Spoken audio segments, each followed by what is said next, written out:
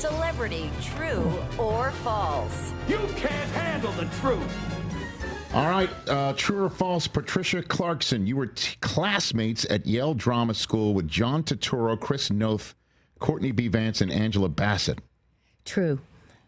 Were you there for their courtship, the last two? Were you there? No, they got together later, Courtney Vance and Angie. They got together later.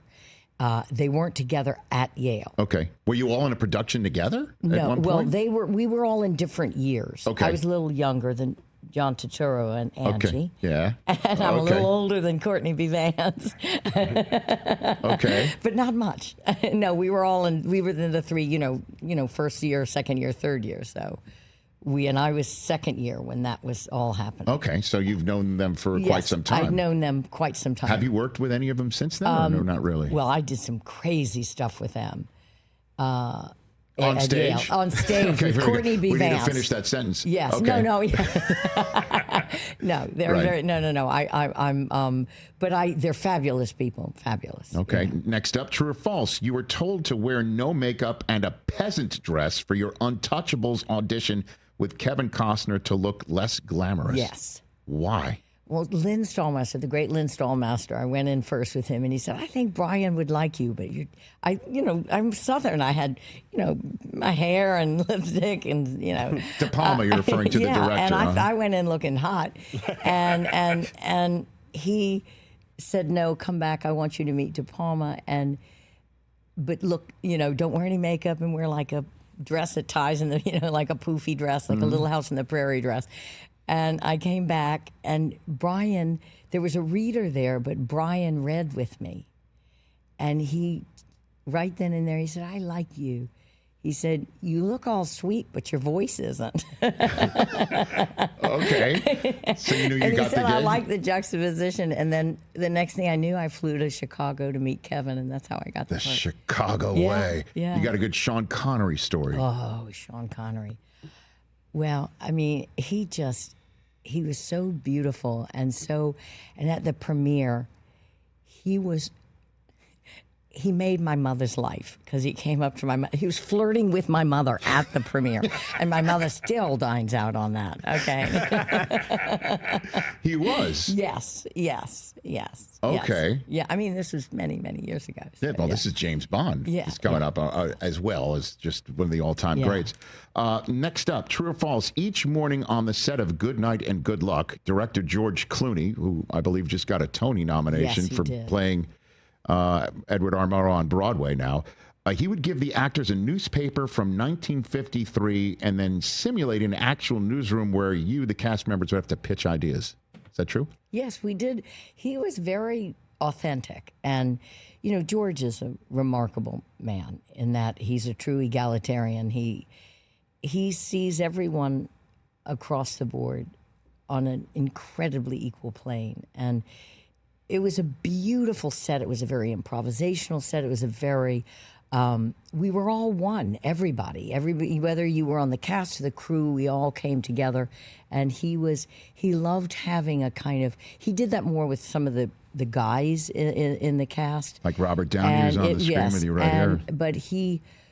But the spirit that was so alive on that set every single day, we all came to work every single day. And it was one of the most beautiful experiences I've ever had as an actor on that set with George, because it all starts at the top. It all starts at the top. To recreate the scenes. Just to recreate, but it was just a wonderful set. Have you been able to see it on Broadway yet? No, I will go. My wife and I saw it 2 weeks ago. It's amazing. It's amazing, isn't it? It really is. It's quite visually striking and moving. He's well deserved on what he got. Two more for you. Patricia Clarkson, celebrity, true or false? True or false, you were petrified while filming the elevator shootout in the Deadpool and were comforted by Clint Eastwood. Oh, my God. In the final Dirty Harry movie. I cannot believe you're bringing me back to that moment. So this is true then? Trauma. Is there bourbon here? No. Yes, there is. Actually, No. I think McConaughey's bourbon is here. They did not warn us. So first of all, here I am shooting with Clint Eastwood. In a Dirty Harry movie. In a Dirty Harry movie. I'm 27 or 28. He's cast me off tape, but I got to know him. Clint was lovely to me, just absolutely lovely. But still, this was a brutal scene. And the fake bullets that were coming at that elevator were, I kept thinking, I am going to die. I thought they would pierce, because it's a phony elevator. It's not a real one. And it's been built. And I'm not a scaredy cat. You know, I was raised by, you know, I have 5 girls. You're from New Orleans. I'm from New Orleans. Come on. So, you know, I shout, throw me something, mister, and I'll fight anybody for a doubloon. But I just couldn't believe the barrage of bullets and the sound and the volume and the how much I just kept thinking. So Clint kind of got on top of me because he knew I was petrified. It was kind of nice.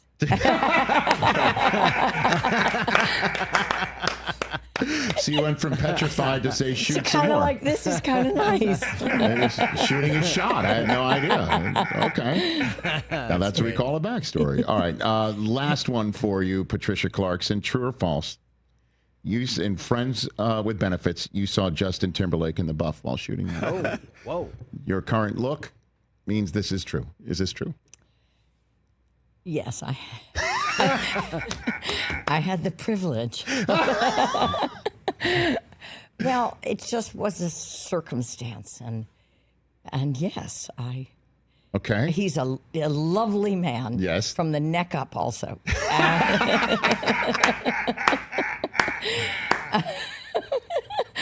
I mean, he is. I mean, look, he's brilliant. I mean, he's a brilliant man. He's a brilliant musician. I mean, I really admire him tremendously.